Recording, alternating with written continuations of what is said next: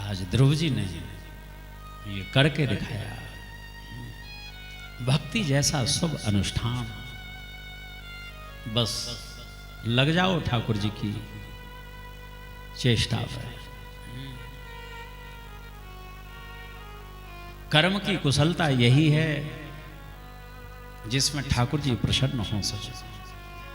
आज इस कथा के माध्यम से कितनी आत्माएं, कितने प्राण जो हैं संतुष्ट हो रहे हैं।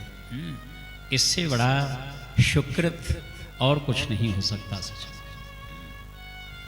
ये भागवत धर्म का आश्रय लेना, भागवत में ही वर्णन है।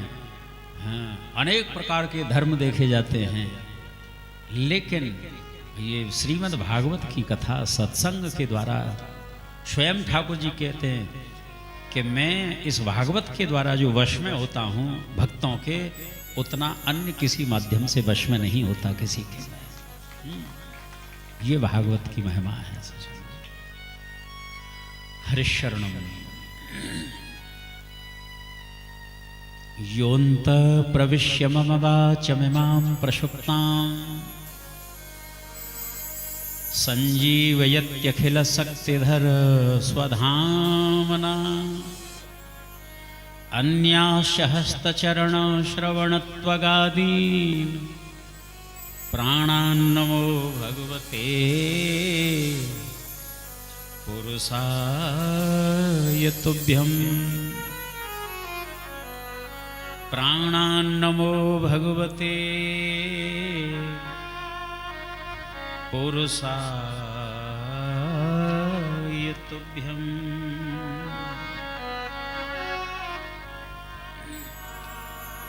ध्रुव जी जो हैं हमारे ब्रज में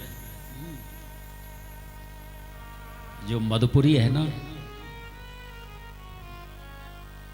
मधुपुरी के ही समीप एक मधुवन है, श्री यमुना जी का पावन तट। और ध्रुव जी ने आराधना प्रारंभ की है। देवर्षि नारद की कृपा से ध्रुव जी जो हैं तप करने के लिए जा रहे थे। माँ ने कहा बेटा तुम भगवान की आराधना करो, जरूर कृपा करेंगे तुम्हारे ऊपर। ध्रुव जी जो हैं तपस्या करने के लिए जा रहे थे। अब शास्त्र की ऐसी मर्यादा है, बिना सदगुरु की, बिना आचार्य की कृपा से भगवत साक्षात्कार कैसे हो? सदगुरु की आवश्यकता होती है। और ध्रुव जी तो जानते ही नहीं क्या गुरु होता है, क्या शिष्य होता है। और तपस्या करने के लिए चल रही, प्रभु प्राप्त करने के लिए चल पड़े हैं। और कोई ज्ञान है नहीं, केवल माँ ने कहा कि भगवान की आराधना करनी है। श्री हरि श्री सूत जी कहते हैं सौनक,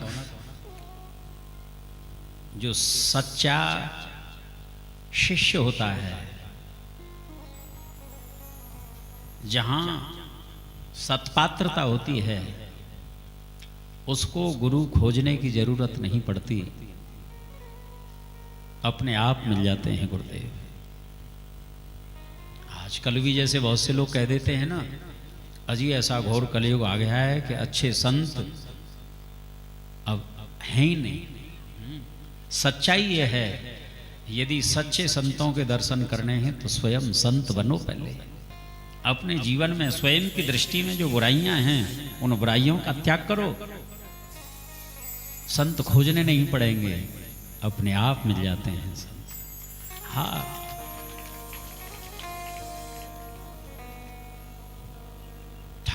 देवर्षि नारद आ गए अपने आप और द्वादशाक्षर मंत्र की दीक्षा दी है। ओम नमो भगवते वासुदेवाय। और कहा कि बेटा तुम्हें इस मंत्र का जप करना है। 3.5 करोड़ जप कर लोगे ना, हाँ, तो तुम्हें ठाकुर जी का साक्षात्कार हो जाएगा। और ध्रुव जी तो पढ़े लिखे ही नहीं है, किसी विद्यालय में तो पढ़े नहीं। और 3.5 करोड़ की गणना करना, गुरुजी मैं तो गिनती गिनना जानता ही नहीं। जपूंगा जरूर, लेकिन गिनती गिनना तो आता ही नहीं मेरे से। आज गुरुदेव ने कहा कि बेटा कोई बात नहीं, तुम गिनती पर कोई ध्यान मत देना।